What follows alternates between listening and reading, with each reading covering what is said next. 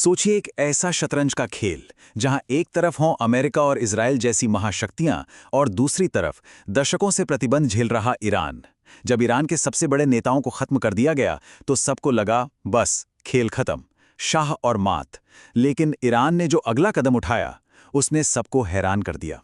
हाँ, पश्चिम के जो बड़े बड़े रणनीतिकार थे उन्होंने तो ऐलान ही कर दिया, चेकमेट। उनका सीधा सा हिसाब था, लीडरशिप खत्म तो देश अपने आप बिखर जाएगा। उनको लगा कि ईरान की पूरी कमांड स्ट्रक्चर, मतलब जो सत्ता का ढांचा है, वो ताश के पत्तों की तरह ढह जाएगा। लेकिन क्या ये उनकी सबसे बड़ी भूल थी?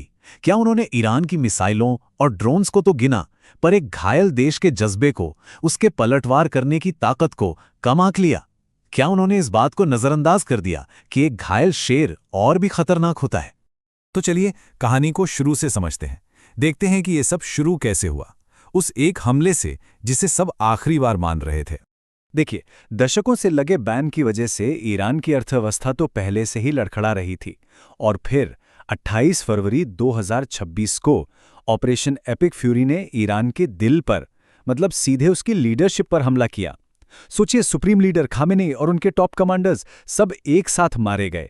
इस खबर ने पूरी दुनिया में ये हवा बना दी कि बस ईरान का चैप्टर अब क्लोज हो गया है। और ये सिर्फ हवा नहीं थी, दुनिया भर में एक्सपर्ट्स, एनालिस्ट्स सब यही कह रहे थे। उनका मानना था कि जब लीडरशिप की पूरी चेन ही टूट गई तो लड़ने के लिए बचा ही कौन है। उम्मीद तो ये की जा रही थी कि अब ईरान की सेना सरेंडर कर देगी। लेकिन हुआ ठीक इसका उल्टा। ईरान बिखरा नहीं, बल्कि और मजबूती से एकजुट हो गया। अपने नेताओं की मौत को उन्होंने एक मकसद बना लिया, एक रैलिंग क्राई। और फिर उन्होंने एक ऐसा पलटवार किया जिसकी किसी ने दूर दूर तक कल्पना भी नहीं की थी। इस ऑपरेशन का नाम था ट्रूथफुल प्रॉमिस 4। इसके तहत 550 से भी ज्यादा मिसाइलें और ड्रोन एक साथ दागे गए। ये एक सैचुरेशन अटैक था, मतलब एक साथ इतनी मिसाइलें दागो कि दुश्मन का डिफेंस सिस्टम ही चकरा जाए। और ऐसा ही हुआ। इजराइल का जो मशहूर आयरन डोम है, वो भी इस हमले के सामने बेबस सा नजर आया। अब मिसाइलों की लड़ाई के साथ साथ शुरू हुई एक और जंग, इंफॉर्मेशन वॉर, मतलब खबरों की लड़ाई। ईरान ने दावा किया कि उसने नेतन्याहू के ऑफिस और एयरफोर्स हेडक्वार्टर जैसे बड़े टारगेट्स को निशाना बनाया है। वहीं इजराइल ने कहा कि यह सब झूठ है। लेकिन एक बात तो साफ थी, यह हमला सिर्फ दिखावे के लिए नहीं था, इससे असल में नुकसान हुआ था। और ये आग सिर्फ इजराइल तक ही सीमित नहीं रही, धीरे धीरे ये पूरे मिडिल ईस्ट में फैलने लगी। इराक के पास अमेरिकी F-15 जेट्स को मार गिराया गया। बहरीन में अमेरिकन नेवी के हेडक्वार्टर पर हमला हुआ। यहां तक कि दुबई की इमारतों में भी आग की लपटें दिखाई दी। ये एक साफ संदेश था कि ईरान अब पीछे हटने के मूड में बिल्कुल नहीं है। तो सवाल ये उठता है कि अमेरिका और इजराइल जैसे देशों से इतनी बड़ी चूक कैसे हो गई? उन्होंने क्या चीज़ गलत समझी? कहां पर उनसे हिसाब किताब में गड़बड़ी हुई? उनकी पूरी स्ट्रैटेजी एक कॉन्सेप्ट पर टिकी थी जिसे कहते हैं डीकैपिटेशन स्ट्राइक।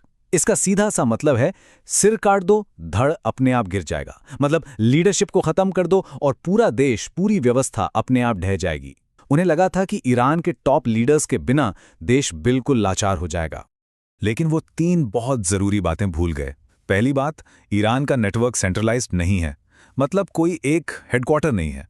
उसके प्रॉक्सी ग्रुप्स जैसे हिजबुल्लाह और हूती काफी हद तक आजाद होकर काम करते हैं। तो एक लीडर को हटाने का मतलब है कि उसकी जगह 10 और खड़े हो जाएंगे। दूसरी बात, जब बाहर से हमला होता है तो देश के अंदर की लड़ाइयां खत्म हो जाती हैं और सब एक हो जाते हैं। और तीसरी और सबसे अहम बात, ईरान ने अपने मारे गए नेताओं की शहादत को एक हथियार बना लिया, जो सेना और लोगों के लिए एक बहुत बड़ी प्रेरणा बन गई। तो कुल मिलाकर बात यह है कि उन्होंने ईरान के हथियार तो गिने, पर उसके लड़ने के जज्बे को, उसकी पलटवार करने की एक क्षमता को बहुत हल्के में ले लिया।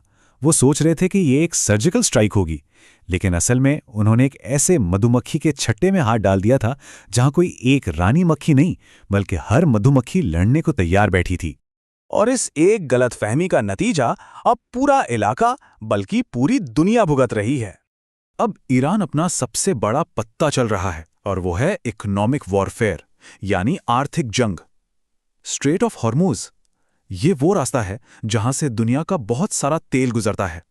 ईरान ने धमकी दी है कि वो इसे बंद कर देगा, और ऐसा करके उसने, आप कह सकते हैं, पूरी दुनिया की अर्थव्यवस्था की दुखती रग पर हाथ रख दिया है। जरा सोचिए, दुनिया का 20% तेल इसी एक पतले से रास्ते से होकर गुजरता है। अगर ये रास्ता बंद हो गया तो इसका सीधा मतलब होगा कि तेल के दाम आसमान छूने लगेंगे और पूरी दुनिया में एक भयानक आर्थिक मंदी आ सकती है।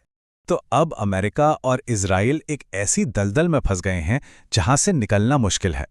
अगर वो पीछे हटते हैं तो ये उनकी हार मानी जाएगी, और अगर वो आगे बढ़ते हैं तो ये एक कभी न खत्म होने वाली जंग में फंसने जैसा है। और यहीं पर हमें इस लड़ाई की एक नई और काफी परेशान करने वाली हकीकत का सामना करना पड़ता है। ये मधुमक्खी वाले छत्ते का जो उदाहरण था ना, वो यहाँ बिल्कुल फिट बैठता है। जब कोई एक किंग ही नहीं है, कोई एक लीडर ही नहीं है, तो आप किसे हराएंगे, किसे खत्म करके जीत का ऐलान करेंगे? यहाँ तो हर हमला और ज्यादा दुश्मनों को जन्म दे रहा है। हाँ, हो सकता है कि कागज पर हथियारों के दम पर अमेरिका और इजराइल ये लड़ाई जीत जाएं, लेकिन अब सवाल जीत का रहा ही नहीं। अब सवाल ये है कि उस जीत की कीमत क्या होगी। तो असली सवाल ये नहीं है कि कौन जीतेगा। असली सवाल ये है कि जब ये सब खत्म होगा तो हमारी दुनिया कैसी दिखेगी। ईरान ने एक बात तो साफ कर दी है कि एक घायल देश को कभी भी कमजोर समझने की गलती बहुत बहुत भारी पड़ सकती है।